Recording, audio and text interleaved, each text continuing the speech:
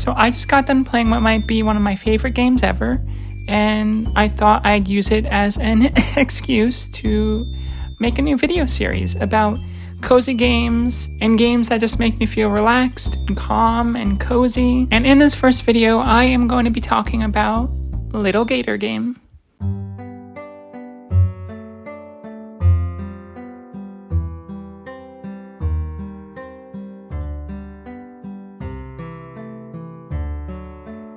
If I had to describe this game, it would be a short hike meets Breath of the Wild meets Yoshi's Crafted World.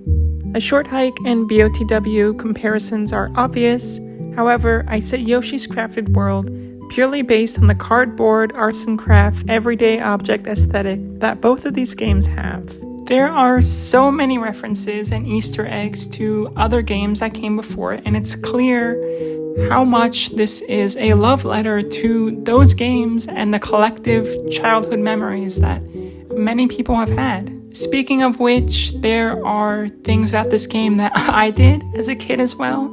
I'd make things out of cardboard and create these imaginary worlds on the playground.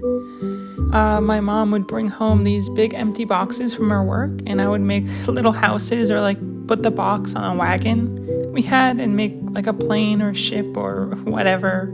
I made blanket forts and just all this other stuff. But also, around where my grandparents used to live, there was a wooden playground that looked like castles like the one in the game. Best playground ever, by far, although the splinters and bees were not that fun. But it felt larger than life, like the main character sees the world.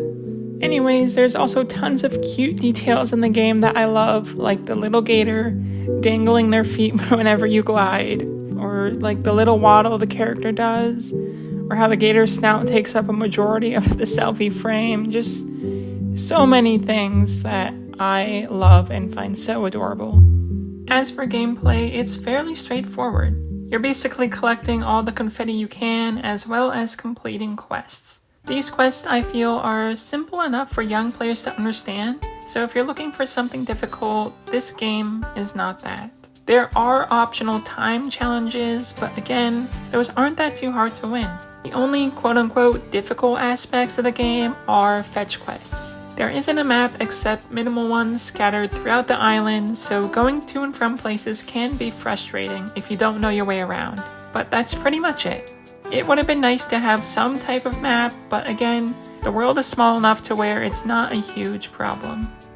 Going back to one of its inspirations, a short hike, my one complaint about that game was it was, well, too short.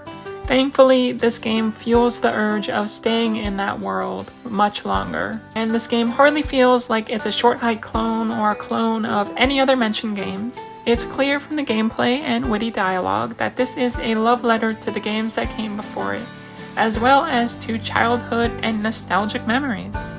And if it's not obvious already, it is a ridiculously chill and cozy game. Again, if you love the short hike, you will probably love this game too. I highly recommend it. Thank you so much for watching this video. If you liked it, leave a like, comment, whatever you want to do. And if you played a Lil Gator game, let me know what your favorite parts were.